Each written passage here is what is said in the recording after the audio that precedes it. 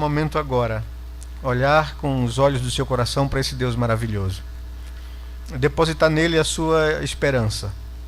Colocar sobre ele seus sofrimentos, suas lutas, suas dores.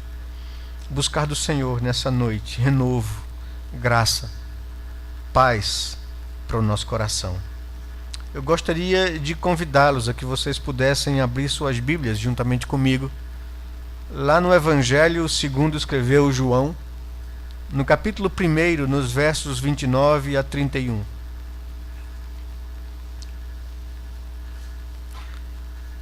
Evangelho de João, capítulo 1, versos 29 a 31.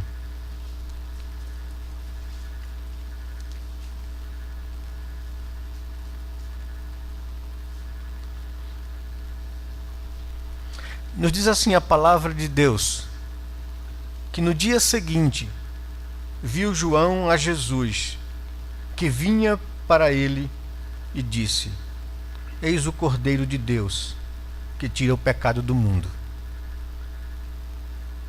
É este a favor de quem eu disse: após mim vem um varão que tem a primazia, porque já existia antes de mim. Eu mesmo não conhecia, mas a fim de que ele fosse manifestado a Israel, vim por isso batizando com água. Que Deus nos abençoe, que o Senhor fale ao nosso coração. Pai amado, nós estamos aqui nessa noite, juntos como corpo de Cristo, como igreja de Deus, agradecidos ao Senhor por todas as tuas bondades para com nossa vida, por esse dia de hoje tão especial, onde nós separamos para estar com o Senhor e buscar a tua presença. Obrigado, Senhor Deus, pela manhã que podemos cultuar ao teu nome e ser alimentados pela tua palavra de forma tão instrutiva, tão boa, que nos desafia a viver em unidade como igreja do Senhor, sabendo o que nos une, sabendo que aquilo que temos no nosso meio é maior do que todas as coisas. Temos o Espírito Santo habitando no nosso coração. Somos um corpo unidos pelo sacrifício de Cristo. E o amor do Pai está conosco, sobre cada um de nós e sobre todos nós. Nós louvamos o teu nome, porque na tua graça e misericórdia o Senhor usa pessoas como nós para poder comunicar a tua vontade ao coração do teu povo. Por isso, nessa noite, nos colocamos diante do Senhor, debaixo do sangue de Jesus. Sangue esse que é capaz e suficiente para nos perdoar os pecados e nos purificar de todas as nossas injustiças.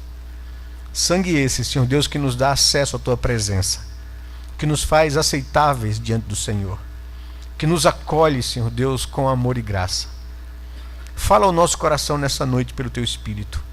Abre o entendimento, o nosso entendimento, abre os nossos olhos para contemplarmos a beleza da tua palavra, Senhor Deus. Tu conheces cada um de nós aqui presentes nessa noite, sabes das nossas lutas, das dificuldades que enfrentamos na vida, às vezes da luta contra o pecado que tenazmente nos assedia. Nós viemos nessa noite a tua presença buscar do Senhor graça aos nossos corações, para sairmos daqui fortalecidos, ó Senhor Deus, animados, amando o Senhor e amando a tua palavra, vivendo a nossa vida para o teu inteiro agrado. Abençoa o teu povo que se reúne aqui nessa noite, quando nós nos achegaremos diante da mesa do Senhor. Que o Senhor alimente a nossa alma, renove o nosso espírito, derrame sobre nós graça e favor nessa noite. É o que nós te pedimos em oração. Ilumina nossa mente nesse momento agora e nos abre o entendimento para compreender a tua vontade e palavra. Em nome de Jesus, Pai. Amém, Senhor Deus. Amém. Amém. É bonita a expressão de João Batista.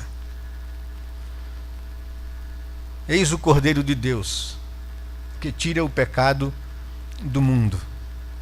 Nós estamos nessa noite reunidos aqui, irmãos, para participarmos da mesa do Senhor, da mesa do Cristo de Deus, do Messias de Israel. É interessante observar que na época que João escreveu isso, na época em que Jesus viveu, havia uma expectativa sobre a vinda do Messias. Talvez isso se tenha dado desde a visita dos magos. Aqui, quando João escreve, aproximadamente há 30 anos passados. Jerusalém amanheceu surpreendida pela visita e uma caravana que veio de longe, querendo ver o Messias, o rei de Israel.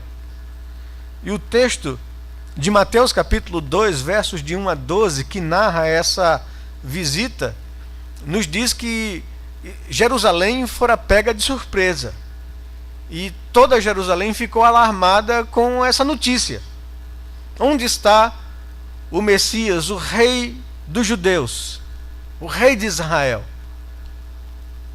O texto diz que o povo se alvoroçou ao saber dessa notícia.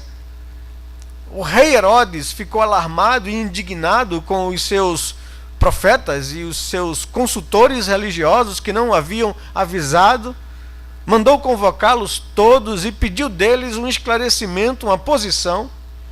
Esses homens se reuniram, se debruçaram em cima da Escritura e encontraram, de fato e verdade, o local onde o Cristo haveria de nascer, em Belém, cidadezinha próxima, a 8 quilômetros de Jerusalém. Nós vimos toda aquela situação quando eles deram esse relatório ao rei Herodes, e o rei Herodes chamou secretamente os magos e inquiriu dele quando foi que a estrela brilhou, quando foi que se deu isso, e disse a eles que, olha, em Belém, deu as coordenadas e eles foram à cidade de Belém, mas ele fez isso tudo secretamente, pedindo que eles não alardeassem isso, que fossem, encontrassem o menino, depois viessem para informá-lo que ele também queria adorá-lo. Talvez desde essa situação, quando esses magos, após encontrarem o menino com Maria, sua mãe, já não mais no estábulo, agora numa casa, numa residência, ainda em Belém, talvez esperando um momento bom para voltar para sua cidade natal, que era Nazaré, distante, lá nas montanhas da Galileia, e a criança deveria certamente, e Maria, se recuperar, né, do parto, daquela situação toda, até voltarem. Eles, avisados pelo Espírito Santo, pelos anjos, não voltaram à presença de Herodes e foram por outro caminho à sua casa, voltaram cheios de júbilos no coração. Talvez isso despertou a curiosidade, despertou a expectativa de que era tempo do Messias vir e de Deus cumprir as promessas feitas a Abraão e a todo o povo de Israel. Mas José e Maria são alertados em sonhos também para não voltarem à presença de Herodes e fugirem, não voltarem para Nazaré, não ficarem por ali e fugirem. E foram para o Egito. Mas antes disso, Lucas nos diz que eles, como de costume, levaram o menino no 8º dia de nascido ao templo, lá em Jerusalém, talvez com muito temor e secretamente, para ele ser circuncidado. E a gente toma conhecimento pela informação de Lucas que Simeão, não é, tomara vir ao menino chegar e, inspirado e conduzido pelo Espírito Santo, cheio do Espírito Santo, tomou o menino nos braços e louvou a Deus, dizendo: os meus olhos viram a salvação de Israel, né? E tudo isso aconteceu, mas logo em seguida eles fugiram para o Egito, a família, e passaram lá aproximadamente 7 anos, até Herodes morrer. E quando voltaram do Egito, foram para sua cidade, Nazaré, de onde eles tinham vindo para fazer o recenseamento lá em Belém. Voltaram para Nazaré, na Galileia, e Jesus viveu toda a sua infância na Galileia. Mas o que eu quero dizer é que a expectativa acerca do Messias continuou.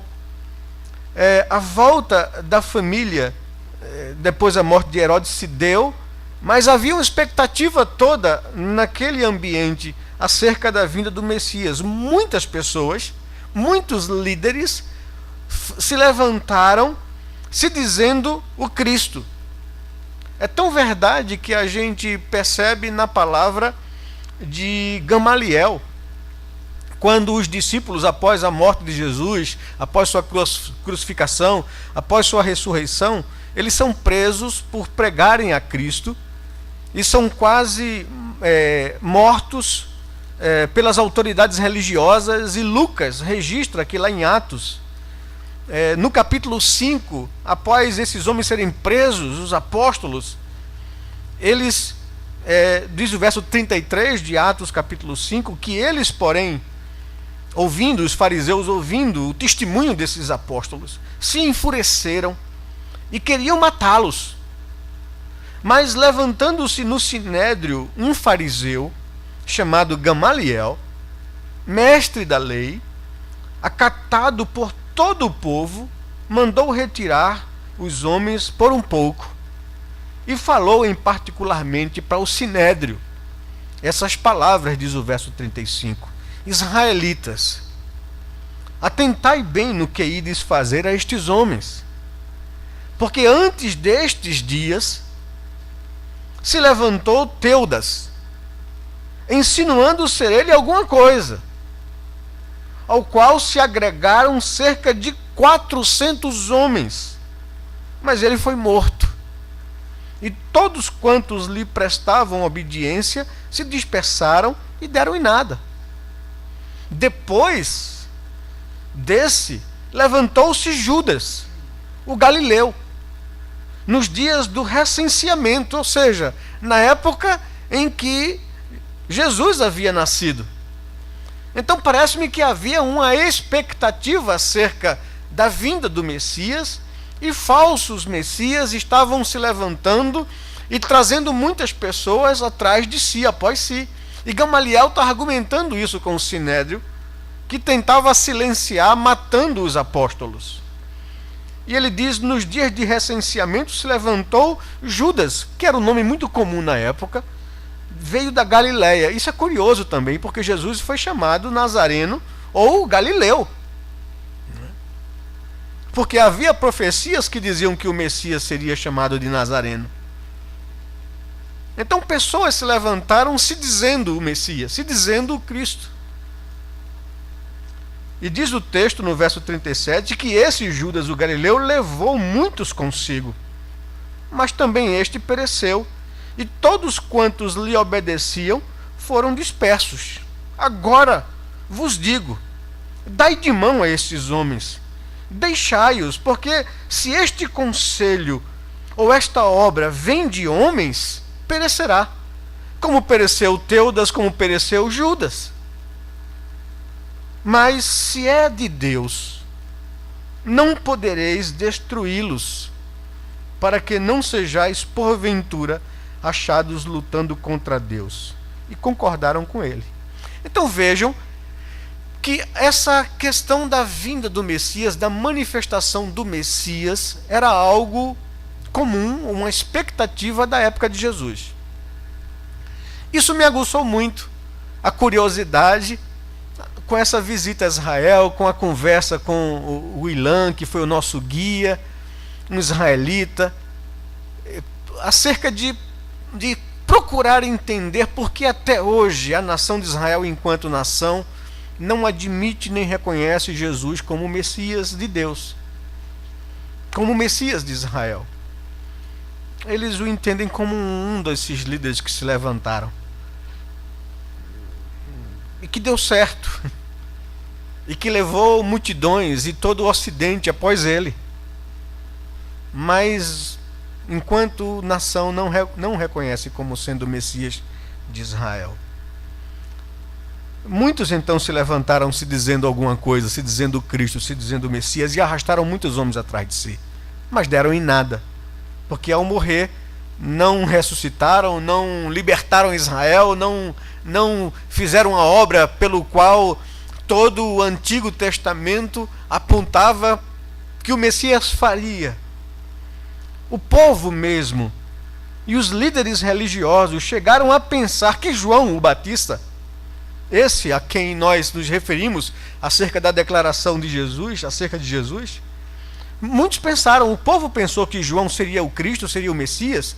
As autoridades religiosas também estavam com essa dúvida, porque João levou muita gente atrás de si no deserto e pregava com autoridade, assim como Elias ou como os profetas do Antigo Testamento. Havia algo especial em João, de fato e verdade, e ninguém podia negar isso.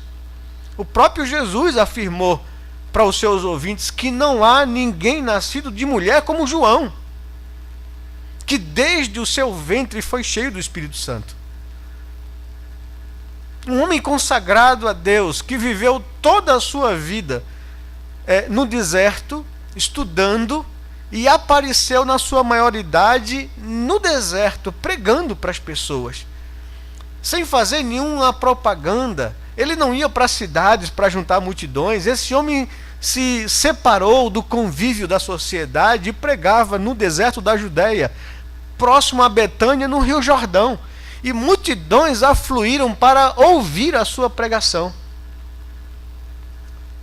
As pessoas, o povo que vivia nessa expectativa do Messias, começaram a pensar, seria ele o Cristo? As autoridades de Jerusalém enviaram comitivas para perguntar a João se ele era de fato Cristo. Observe o texto que nós lemos no início, João capítulo 1, do verso 19 em diante. Essa declaração de João, no verso 29 a 31 que nós lemos, é resultado de um questionamento que lhe fora feito pelas autoridades. Mas antes disso, deixe-me só ler para você o texto de Lucas, no capítulo 3, no verso 15 e 16, para mostrar para vocês que o povo que ouvia João, que ia ao deserto para ouvir-o pregar, também ficava no coração se questionando se seria ele o Messias. Lucas capítulo 3, versículo 15 e 16 diz que, estando o povo na expectativa e discorrendo todos no seu íntimo a respeito de João, se não seria ele porventura o próprio Cristo, disse João a todos: eu na verdade vos batizo com água, mas vem o que é mais poderoso do que eu, do qual não sou digno de desatar-lhes as correias das sandálias. Ele vos batizará com o Espírito Santo e com fogo. Então o povo tinha essa expectativa, essa dúvida no íntimo, se seria João o Cristo. No Evangelho de João, no capítulo 1, no verso 19, diz que essa mesma dúvida não parte do povo, mas parte das autoridades religiosas de Jerusalém. O verso 19 do capítulo 1 do Evangelho de João nos diz que este foi o testemunho de João quando os judeus lhe enviaram de Jerusalém sacerdotes e levitas para lhe perguntarem: quem és tu? Ele confessou e não negou. Confessou: eu não sou o Cristo, eu não sou o Messias. Então lhe perguntaram: quem és, pois? És tu Elias? Ele disse: não sou. És tu o profeta? Respondeu: não. Disseram-lhe: pois, declara-nos quem és, para que demos resposta àqueles que nos enviaram. Que dizes a respeito de ti mesmo? Então ele respondeu, como disse o profeta Isaías: eu sou a voz do que clama no deserto, endireitai o caminho do Senhor. E cita o profeta Isaías no capítulo 40, no verso 3. Ora, os que haviam sido enviados eram de entre os fariseus, e perguntaram-lhe: então por que batizas, se não és o Messias, nem Elias, nem o profeta? Respondeu-lhe João: eu batizo com água, mas no meio de vós está quem vós não conheceis, ou não reconheceis, o qual vem após mim, do qual não sou digno de desatar-lhes as correias das sandálias. estas coisas se passaram em Betânia, do outro lado do Jordão, onde João estava batizando. Então havia essa expectativa do aparecimento, da manifestação do Messias de Israel, do cumprimento da promessa de Deus feita ao seu povo Israel. E João, então, aí entra o nosso texto, aqui o nosso texto cai dentro desse clima, onde João, no dia seguinte, diz o verso 29, no dia seguinte a esse questionamento, a essa visitação, a essa caravana que vem de Jerusalém, representando os religiosos dali, para saber se João de fato era o Cristo, era o Messias ou não, ele diz que no dia seguinte, viu João a Jesus, que vinha para ele, que se aproximou. E João, então, ao ver Jesus, declarou: eis o Messias. Eis aí a quem vocês buscam. Eis aí, então, aqueles autoridades que querem saber se ele está aqui. Eis aí o Cordeiro de Deus que tira o pecado do mundo. É este a favor de quem eu disse que eu não sou digno e desatar-lhes as sandálias. Após mim, eu disse isso a vocês, vem um varão que tem a primazia, porque já existia antes de mim. Eu mesmo não o conhecia, mas a fim de que ele fosse manifestado a Israel, vim. Por isso, batizando com água e chamando as pessoas a arrependimento, preparando o caminho do Senhor. Como diz a profecia, aplanando o caminho do Senhor, chamando os homens à conversão, preparando as pessoas para a manifestação da glória de Deus na pessoa do seu Filho. E aí então se dá todo o desenrolar da vida de Jesus. O nosso texto, a afirmação de João, encontra-se nesse contexto, nesse ambiente, nessa expectativa. Alguns documentos encontrados nas cavernas das montanhas de Curã, nós tivemos o prazer de também conhecer esse sítio arqueológico, não é? No deserto da Judéia, as montanhas onde em 1947 foram encontrados esses documentos chamados do Mar Morto, textos preservados em vasos bem selados que duraram mais de 2000 anos. E que comprovam que a escritura que a gente tem do Antigo Testamento, né, hoje traduzida em várias línguas, de fato e verdade, são autênticas como os documentos que foram escritos ainda em hebraico, né, e partes em aramaico do segundo e do primeiro século antes de Cristo. Cópias daquele período. Coisa magnífica. Mas quando nós fomos ao sítio arqueológico de Curã, também assistimos um vídeo, né, onde, entre tantos documentos, porque não foram só encontrados documentos que dizem respeito ao Torá, ao Nevim, ao Ketuvim, que é o Antigo Testamento nosso, mas assim que se classifica para os judeus, nesses outros documentos que foram encontrados, que narram a história dos Macabeus, que tem tantos outros textos da literatura israelense, hebraica, haviam alguns textos, alguns registros dessas reuniões, dessa seita religiosa judaica, que pouco no Novo Testamento nós temos informações, porque eles viviam de fato reclusos, eram os essênios. Eles se retiraram do convívio de Jerusalém, porque estavam desapontados com a maldade do coração dos religiosos da época, da dureza do coração deles, e se retiraram para viver uma vida reclusa nessas montanhas do deserto da Judéia. E nós não sabemos como é que esse grupo desapareceu, certamente com a perseguição que veio de Roma na década de 70 do primeiro século, que exterminou a população dos judeus, espalhando eles por todo o mundo. Mas esse grupo de pessoas desapareceu. E só foi encontrado esse valioso sítio arqueológico agora no século 20. Mas entre os registros falava de um tal João, que se uniu a eles no deserto e que passou boa parte da sua vida entre eles, estudando a Escritura, copiando esses textos que nos deixaram como herança, para guardá-los caso houvesse o que aconteceu de fato, uma destruição e uma perseguição ferrenha. Deus, na sua soberania e graça, preservou esses documentos, usando esse grupo de religiosos, e nos seus registros, João, um possível João, talvez seja o Batista, que foi um nazireu, que não viveu na população de Jerusalém ou nenhum outro canto, que viveu nos desertos, se alimentando de gafanhotos, de insetos e de mel de tâmara.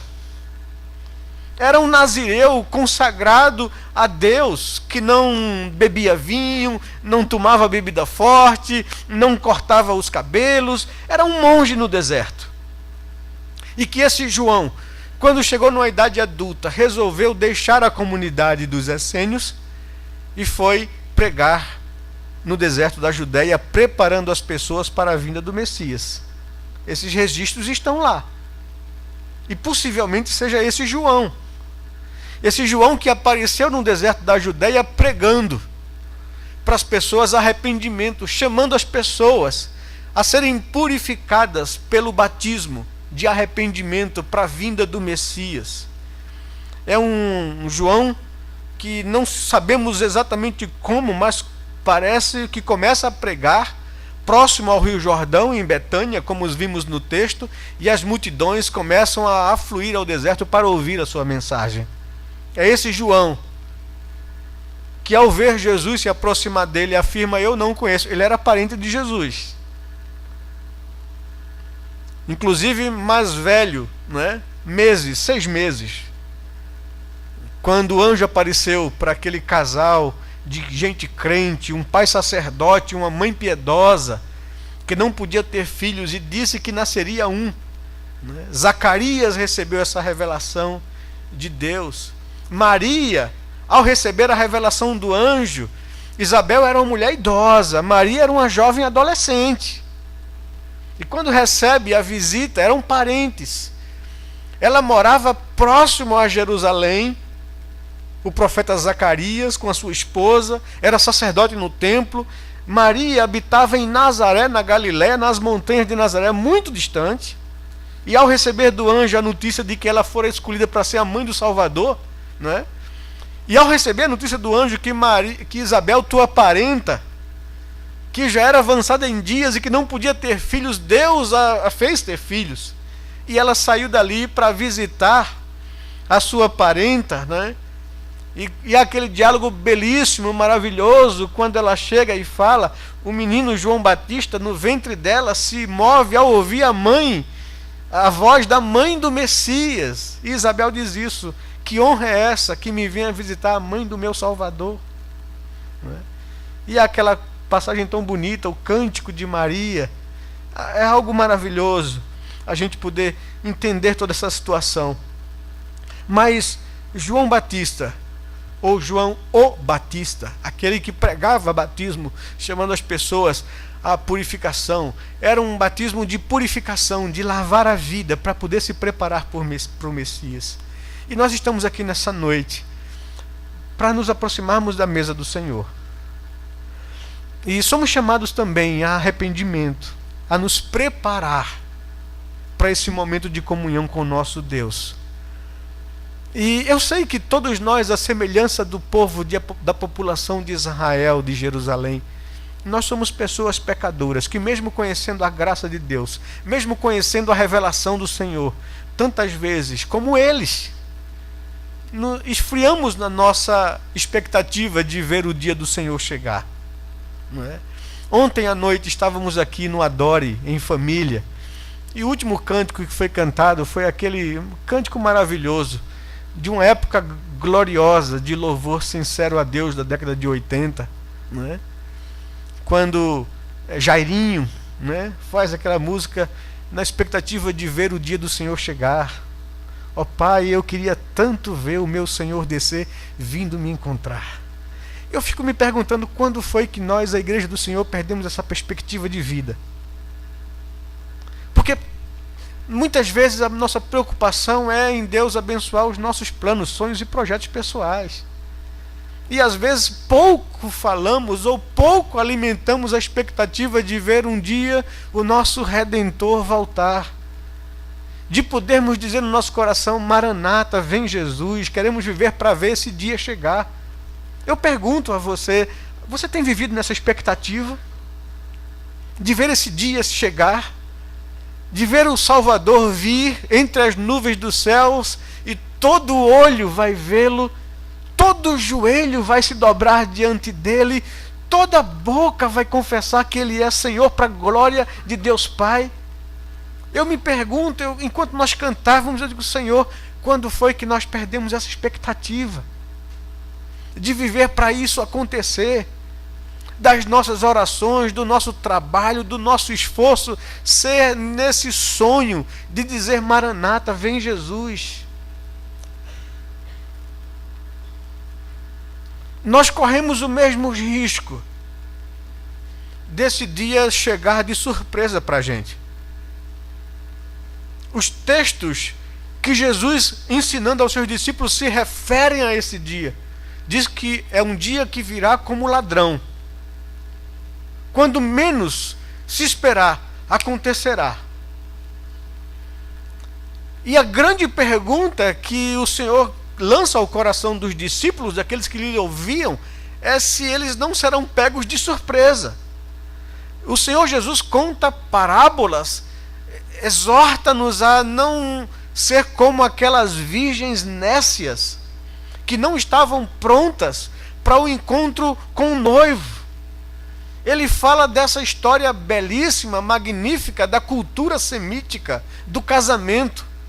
Quando um noivo, ao se interessar por uma jovem, procura os seus pais, juntamente com a sua família, para convencê-los a fazer uma aliança e pagar um dote pelo resgate daquela que ele queria por esposa. E que às vezes esse dote era tão alto, era tão caro, que ele tinha que trabalhar com esforço para poder levantar o fundo, para poder resgatar a noiva do seu pai. E ele então fazia o pacto com a família, fazia uma aliança. E a partir de então eles estavam comprometidos, desposados. Não é assim que a Bíblia diz que foi com José e Maria, encontrando-se aquela virgem desposada com José, era comprometida, já havia sido feita uma aliança, o dote já havia sido pago, e José estava preparando morada para vir buscar Maria, a sua noiva, para tê-la por mulher, por esposa dali para frente, mas ela já estava comprometida. E achou-se grávida pelo Espírito Santo. E José, confuso, não querendo difamá-la por amar, não reivindicou o direito de acusá-la publicamente de adultério, mas deixou-a secretamente, sem fazer alarde, sem fazer queixa ou reclamação. Nós ouvimos de vez em quando a notícia triste da cultura semítica entre nações islâmicas, que ainda se pratica de fato isso, que uma donzela, quando não honra um compromisso de desposamento ou de casamento e adultera e aparece grávida, não só ela, mas a família, o pai é apedrejado publicamente. Esses dias eu estava vendo um vídeo na internet, no YouTube, de um apedrejamento do pai e da filha, enterrados daqui para baixo, e toda a população com pedras, apedrejando o pai porque não educou a filha de forma correta, e a filha cometeu essa loucura no meio da sociedade deles. E depois colocar a jovem, e aqui entender um pouquinho o quadro que a gente encontra no Antigo Testamento, de ficar monturo de pedra em cima daquela pessoa que for apedrejada. José não quis fazer isso com Maria, mas deixou-a secretamente. E aí o Senhor lhe aparece em sonho, para dizer: não tema receber Maria por tua mulher, porque o que dela foi gerado não é fruto de infidelidade ou de adultério. Foi o Espírito do Senhor que a escolheu para ser a mãe do Salvador, do Messias. Não tema tomá-la por esposa. E ele a tomou por esposa, mas não a conheceu. Não teve intimidade com ela até que o menino nascesse. E essa é a história. Corremos o risco de, mesmo conhecendo a salvação, de mesmo conhecendo o Redentor, vivermos a nossa vida como noivas nécias que não se preparam para o encontro do seu noivo, que se dará na segunda volta de Jesus, quando ele virá buscar a sua igreja noiva. E enquanto nós voltávamos lá da viagem em Israel, ao compartilhar com as pessoas, ao ver o entusiasmo daqueles que foram também, que de fato foi algo muito singular e interessante, e a gente já voltar com a consciência de que, como seria bom que toda a igreja pudesse ter uma experiência como essa. Porque ficar marcado na nossa mente o sacrifício, o preço de vida que Jesus fez por nós. Tudo que ele viveu, que ele sofreu, que ele amargou. Aquela última semana em Jerusalém. É interessante observar que Jesus nasceu próximo a Jerusalém. Ele esteve em Jerusalém ao 8º dia de nascido para ser circuncidado no templo. Sua família se ausentou e viveu por aproximadamente 7 anos no Egito, até Herodes, que queria matá-lo, e a gente sabe o que é que se deu, a matança de crianças, de 2 anos para baixo. E quando souberam da morte, quando lhe foi revelado que Herodes morreu, que eles poderiam voltar, voltaram, e não quiseram ficar na Judéia, mas foram de volta para Galiléia. Todos os anos, diz o texto de Lucas, no capítulo 2, no versículo 41, como de costume, todo judeu, diz o verso 31, ora, anualmente, eles iam seus pais a Jerusalém para a festa da Páscoa. Quando ele atingiu 12 anos, subiram a Jerusalém, segundo o costume da festa. Então, Jesus ia com a sua família todos os anos a Jerusalém para a festa da Páscoa. Era um costume de todo judeu.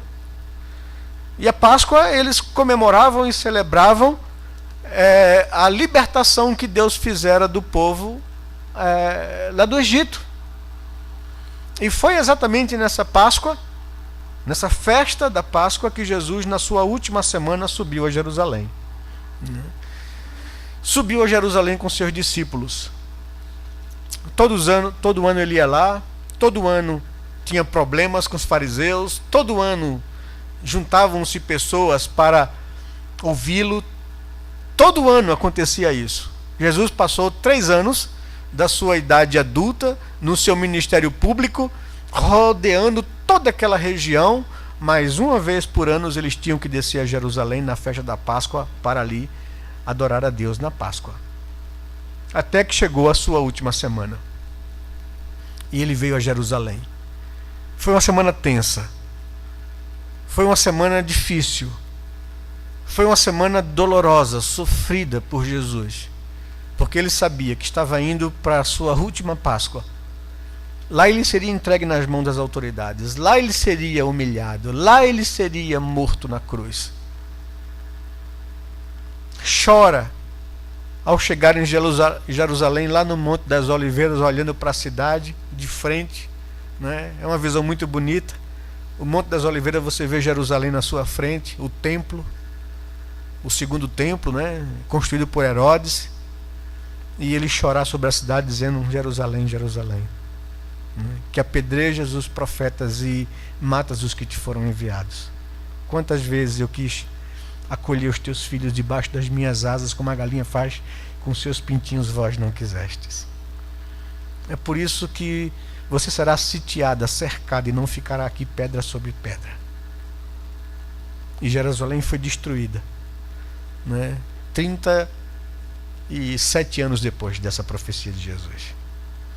De fato, não ficou pedra sobre pedra. Os filhos de Israel dispersos pelo mundo todo. Jesus entrou na cidade, foi recebido com festas, montado em cima de um jumentinho. Toda a população da cidade o recebera com palmas nas mãos, né? Galhos de palmeiras, dizendo: Hosana, bendito o que vem em nome do Senhor. O coração de Jesus não se deixava levar por isso, porque ele sabia que essa mesma população que o recebia dessa forma, dando glórias a Deus e dizendo Hosana, era a mesma população que, influenciada pelas autoridades religiosas, uma semana depois iria pedir: mate-o e solte um bandido como Barrabás no lugar dele. Quando Jesus foi julgado, e foi julgado várias vezes, Jesus foi julgado, esteve sob condenação religiosa de Anás, de Caifás, do Sinédrio. Ele foi condenado religiosamente por heresia, por se dizer Deus, se fazer filho de Deus, se dizer o Messias de Israel. Foi condenado. Depois dessa condenação, ele foi entregue nas mãos das autoridades públicas, do governador da Judéia, Pilatos, que lavou as mãos, do rei Herodes, né? Do rei daquela região da Judéia, o Herodes filho, Herodes Arquelau, ou Agripa I. Foi julgado então pelas autoridades religiosas, foi condenado pelas autoridades públicas, foi humilhado pelos soldados que lhe cuspiram, que lhe zombaram, que lhe colocaram uma túnica de rei, que lhe colocaram uma coroa de espinhos, que lhe bateram, que lhe chicotearam, que colocaram uma placa sobre a sua cruz dizendo: eis aí o rei dos judeus. Foi humilhado pelas pessoas que passavam de frente ao Monte Calvário, que era uma via pública, e as pessoas cuspiam, e as pessoas viravam a cara, e as pessoas diziam: salvou os outros, salva-te a ti mesmo. Foi judiado e humilhado, não apenas pelas pessoas, pelas autoridades, pelos soldados romanos que fizeram um sorteio das suas vestes, como se valesse alguma coisa a sua herança. Era essa a gozação. E foi até inclusive humilhado ou zombado ou ridicularizado por maus feitores que estavam ao seu lado. Salva-te a ti mesmo e a nós também, se tu és quem dizem que tu és, o Messias, o enviado de Deus. E o nosso amado Redentor, como bem colocou o pastor Lutero hoje pela manhã, não abriu a sua boca. Foi levado como um cordeiro mudo perante os seus tosqueadores. Não reivindicou, não julgou como usurpação ser igual a Deus, sendo ele Deus. Abriu mão da sua vida, se deixou matar na cruz. E ele mesmo diz: ninguém tira a minha vida, eu que a dou voluntariamente e torno a tomá-la. Eu tenho poder para isso, recebi esse poder, humanamente falando, do meu Pai. Diz a Pedro: Pedro, guarda a tua espada, você não sabe se eu quisesse clamar a Deus, legiões de anjos viriam para me libertar. Mas eu não vim para isso, eu vim para morrer. Vim para dar a minha vida em resgate por todos. Vim para o que era meu, o povo de Israel. Mas eles não me receberam. Mas a todos quantos me receberam, diz João, Deus lhes deu o poder de serem feitos filhos de Deus, a saber, aos que creem no seu nome. E crer no nome de Jesus não é tão somente acreditar que ele é Deus, não é somente acreditar que ele é o Messias, não é somente acreditar que ele é o Cordeiro de Deus que tira o pecado do mundo, mas é render a vida e entregar a sua vida a ele. É viver não mais para si mesmo, mas viver para ele. Não foi isso que o nosso amado disse também? Quem quer vir após mim? O que é que tem que fazer? Negue-se a si mesmo. O que mais? Tome a sua cruz. O que mais? Siga-me. Vinde a mim. Todos vós que estáis cansados e sobrecarregados, eu vos aliviarei. Tomai sobre vocês o meu jugo, aprendam de mim, porque eu sou manso, dócil e humilde de coração.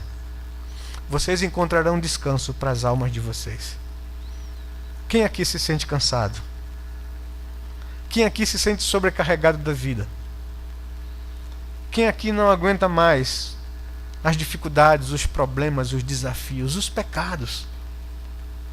Quem aqui se encontra exaurido e cansado da vida que leva? Jesus diz: vinde a mim, vocês encontrarão descanso para as almas de vocês. O que nós estamos fazendo aqui nessa noite, meus amados, é obedecendo a esse chamado de Jesus. Ele, antes de padecer tudo isso que padeceu, ele, antes de sofrer o que sofreu no Getsêmani, naquela angústia de orar ao Pai, de ter que enfrentar o peso do pecado do mundo sobre si, mas entregar-se dizendo: Pai, que não seja feita a minha vontade, mas a tua vontade. Esse Jesus, antes de ser crucificado na cruz, se reúne com seus discípulos naquela última Páscoa. Vai para um local muito bonito, o cenáculo. Um salão muito belo e mobiliado, diz o texto bíblico. Emprestado por alguém que nós não sabemos quem é. Um lugar que se tornou muito especial, não é? Um lugar onde nós nem podemos estar presentes nesse lugar, né, nessa viagem, porque estava reservado para o Papa. Mas aqueles que forem daqui a 1 ano ou 2, a gente vai nesse lugar. O cenáculo se tornou o lugar da última ceia. Se tornou o lugar onde os discípulos, após a crucificação, se reuniram ali, com medo. Onde Jesus ressurreto lhe apareceu pelo menos mais 2 vezes. Ressurreto, atravessou as portas que estavam trancadas com medo dos judeus, para não serem presos e humilhados. Ficaram ali, protegidos por alguém que nós não sabemos quem, que tinha posses, que certamente era um cristão convertido, que cedeu aquele lugar para Jesus ter a sua última ceia com os discípulos, celebrar aquela Páscoa que se transformou em ceia, e depois os discípulos se refugiarem após a crucificação e a perseguição que se levantou contra os discípulos de Jesus. Foi naquele mesmo lugar que os apóstolos se reuniram, que Jesus aparece ressurreto, que diz a ele: toque em mim, que aparece segunda vez para Tomé, dizendo: Tomé, não sejas incrédulo, mas crente.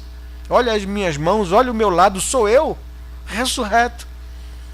O mesmo lugar que os 120 ficaram, esperando a promessa de Deus, orando ao Senhor. O mesmo lugar onde o Espírito Santo foi derramado ali em Pentecostes. O cenáculo. Jesus se reúne com seus discípulos naquela última Páscoa. E revela para eles uma coisa magnífica por um lado e outra coisa triste. Dizendo que hoje vocês vão celebrar essa Páscoa pegando o pão, partindo, dizendo: este pão representa o meu corpo que será partido na cruz por amor a vocês. Comam dele todos. E partiu o pão, distribuiu entre os discípulos e eles comeram. Depois tomou o seu cálice e disse: esse cálice é a nova aliança no meu sangue, dado em favor de vós, para remissão de pecados. Bebei dele todos. E todos tomaram do cálice de Jesus. E depois disso ele disse: mas nessa noite também, dentre vós, um me trairá. Aquilo caiu como uma bomba entre os seus discípulos.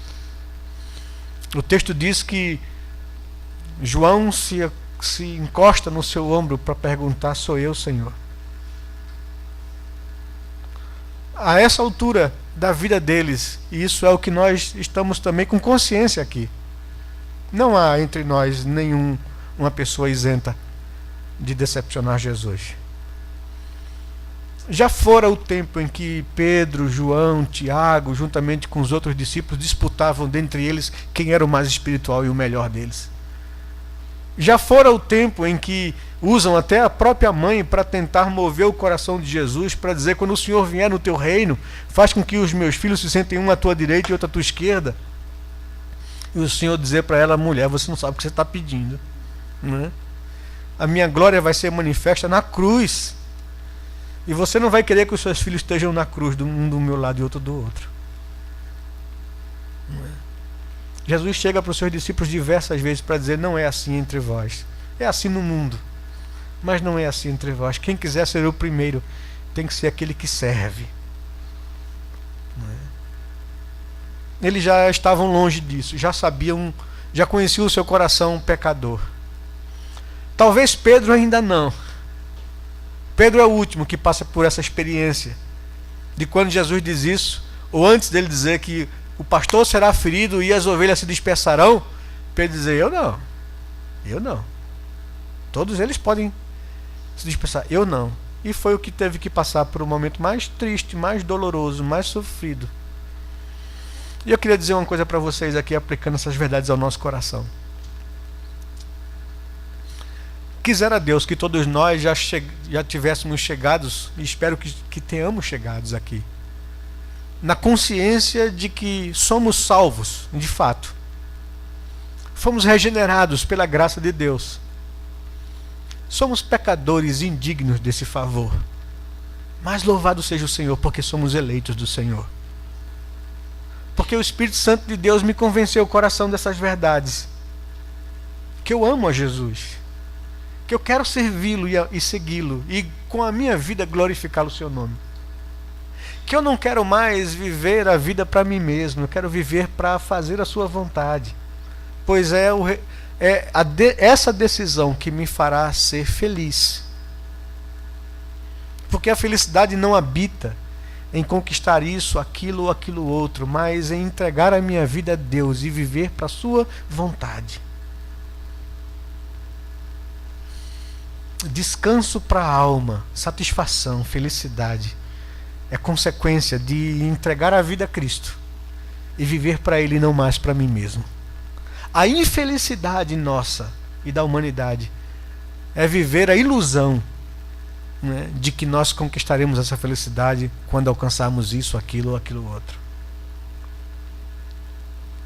Quisera Deus que todos nós aqui presentes tivéssemos já essa consciência, que somos resgatados, salvos por Cristo Jesus, que isso nos é suficiente, que a nossa vida agora vai ser uma vida para servi-lo, para bendizê-lo, para adorá-lo, na expectativa de que Ele volte um dia para nos buscar. Quisera Deus que tivéssemos a consciência de que nós não somos melhores do que o nosso irmão que está do nosso lado, que somos pecadores e juntos queremos andar com o Senhor e amar o Senhor.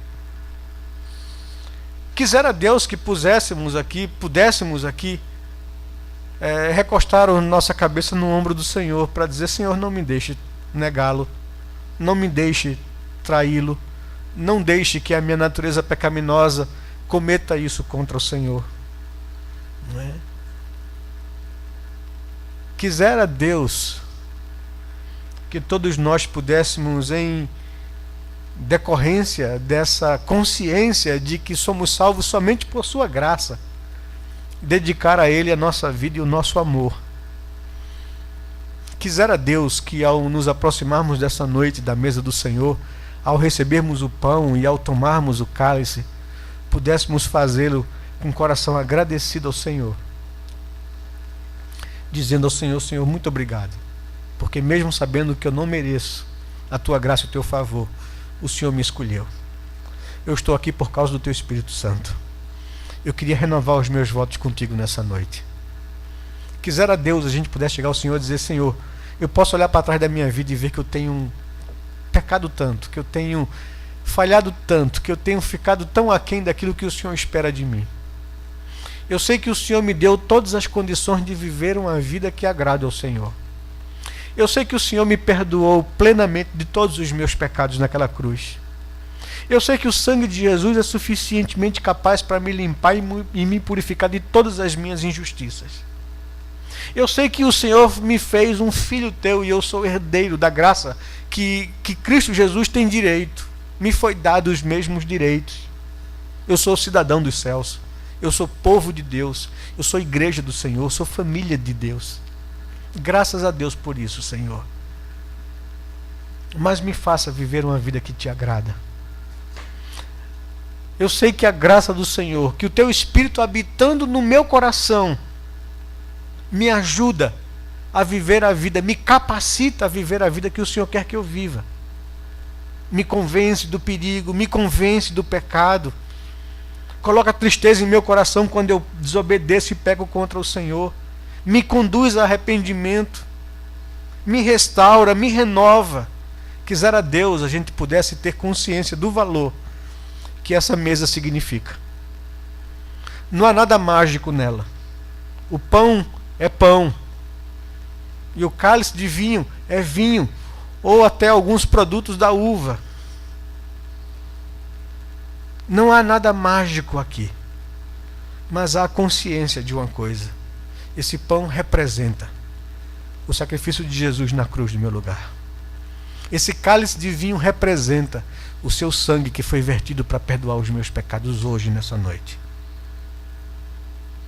E há algo especial, não mágico, mas especial. Paulo diz isso aos Coríntios quando escreve a sua carta exortando a igreja de Corinto a prestar atenção na mesa do Senhor. Não comam o pão ou bebam o cálice indignamente.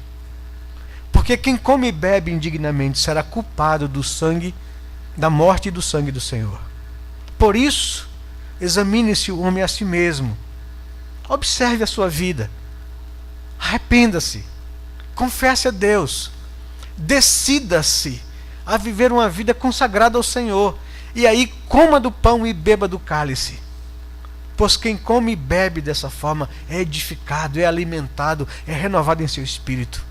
O Senhor Jesus, diz Calvino, interpretando Coríntios, de que o Senhor Jesus está presente, de fato e verdade, renovando a vida da igreja, alimentando o coração do crente, não fisicamente, como quisera o catolicismo medieval, ou como quisera o luteranismo, mas ele está presente, espiritualmente, de forma singular, de forma especial. Quisera Deus tomássemos consciência, né, de que diante de quem nós estamos, do nosso amado Redentor, que se faz presente espiritualmente no pão e no cálice para alimentar e fortalecer a sua vida e a minha vida.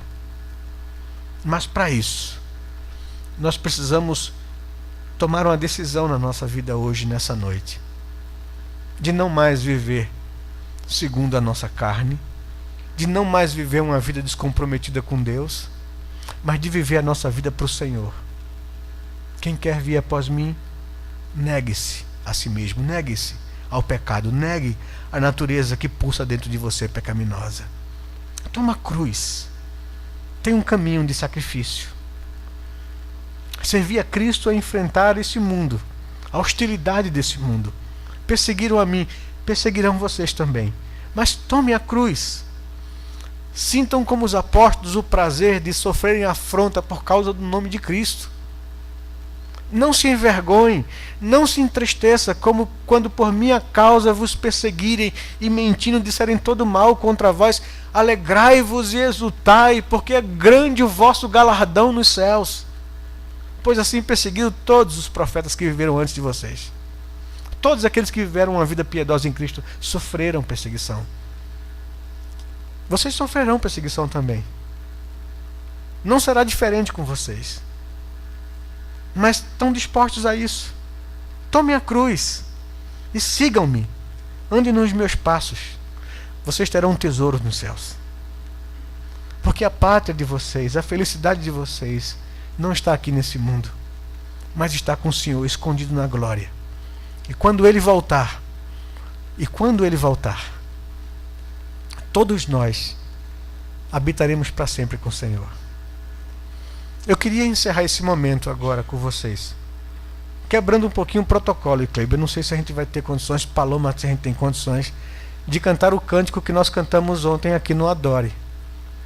Esse, ó Pai, eu queria tanto ver o meu Senhor descer, vindo me encontrar. Será que a gente tem condições de fazer isso, Kleber? Vamos fazer então? Não é? mesmo assentados, porque você vai ver melhor a projeção do cântico, eu queria que nós cantássemos esse cântico, mas eu queria que você fizesse desse cântico a sua oração.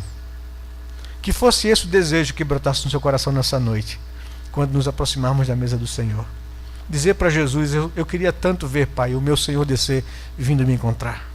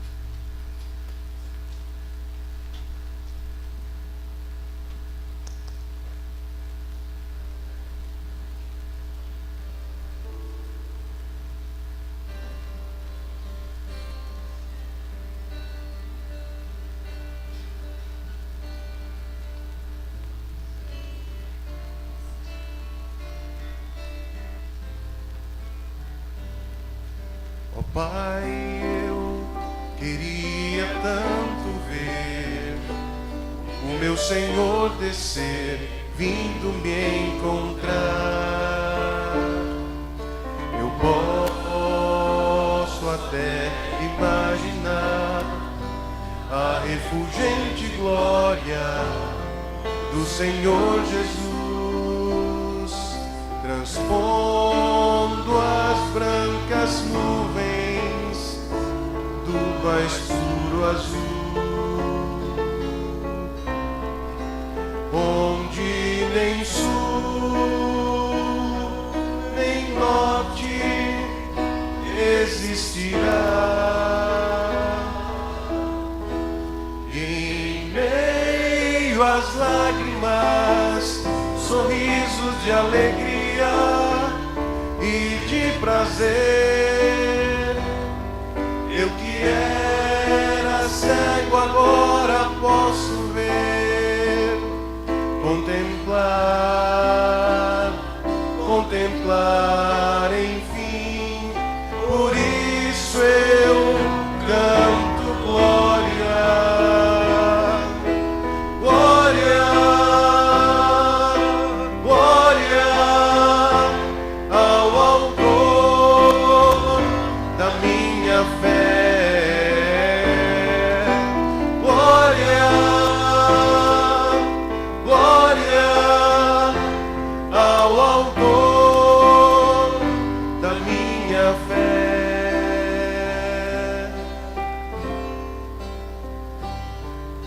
Ó Pai, eu queria tanto ouvir o som que vai abrir o encontro triunfal e ver amigos que um dia em Cristo foram feitos meus irmãos, e agora sim podemos dar as mãos, pois temos todos somente um só Senhor. E eis o consolo que envolve a minha vida, o meu Senhor Jesus, que foi morto sim naquela cruz, voltará, enfim. Por isso eu canto glória, glória, glória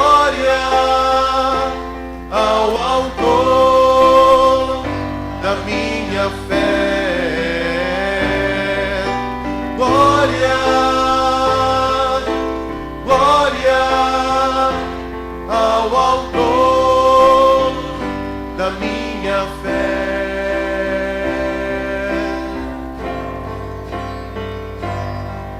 Glória ao Senhor, glória ao Senhor, glória ao Senhor, o autor da minha fé.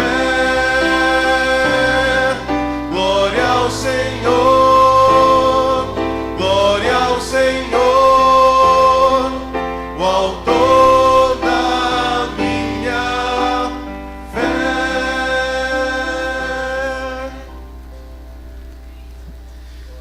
Dê a mão ao seu irmão. O pastor Iclívio vai orar para a gente nesse momento agora e o pastor Lutero vai nos ministrar a ceia do Senhor. Dê a mão ao seu irmão. Somos a família de Deus, esse povo que almeja ver esse dia acontecer e chegar. Ó Senhor, aqui estamos diante do Teu trono, diante da Tua mesa, no dia do Senhor, onde somos lembrados pela Tua palavra que o Senhor encarnou, o Senhor assumiu a forma humana, o Senhor se entregou naquela cruz, entregaste ao Senhor Jesus Cristo tua alma na morte. Ao Pai agradou te fazer moer, te fazer enfermar, para que tu levaste sobre si nossos pecados, nossas transgressões. Nós te somos gratos porque fomos salvos, porque somos santos e eleitos e estamos em ti, confiados na tua obra de redenção. E é por causa do teu nome, da tua obra, que nós podemos adorar o Pai. Nós podemos chegar nesse dia como teus filhos e filhas, como família de Deus. Nós podemos te adorar e podemos te exaltar e ser lembrados da tua volta. Ser lembrados de que a nossa vida é tua, não pertence a nós. De que não devemos, sob qualquer hipótese, sob qualquer pressão, viver a nossa vida para nós mesmos. Vivemos confiados ou com um alvo em nossos projetos, desejos, tantas outras coisas, que por mais legítimas que possam ser, não podem ofuscar o vivermos pelo louvor da Tua glória. Não podem ofuscar o nosso alvo, que é Jesus Cristo em nós, esperança da glória. Ó Senhor, somos gratos mais uma vez por Tua palavra ministrada aos nossos corações. Palavra que nos confronta, palavra que nos lembra quem éramos e quem somos agora. Nós éramos inimigos, éramos filhos da ira, mas agora somos povo de Deus. Muito obrigado, Senhor, por esse momento.